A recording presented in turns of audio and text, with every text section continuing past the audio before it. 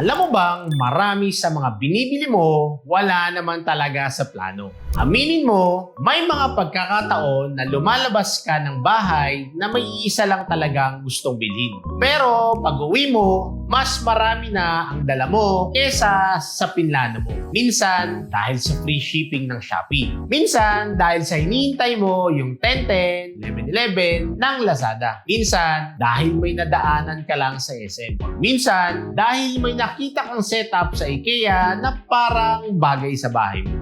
Minsan, dahil may nadampot kang snack sa 7-Eleven. O pwede rin namang minsan, dahil may nakita kang maliit na item sa counter ng Watsons. Pamilyar ba sa'yo yan? Kasi kung isipin mo, marami sa mga bagay na nabibili natin, hindi naman natin hinahanap. Nakita lang natin. At dito, nagiging interesting ang marketing strategy. Ang mga successful na brands, hindi yan naghihintay na hanapin sila ng customer. Sinisigurado nilang makikita mo sila. Kaya may free shipping, kaya may sale events, kaya may showroom displays, kaya may product sa counters. Hindi para pilitin kang bumili, kundi para maging option sila kapag handa ka ng gumastos. Sobrang galing na malalaking brands dito, no? Hindi sila nakikipag-compete sa presyo. Nakikipag-compete sila para sa attention mo. Dahil sa totoo lang, hindi palaging panalo yung pinakamagandang product. Madalas, ang panalo yung product na una nating napapansin.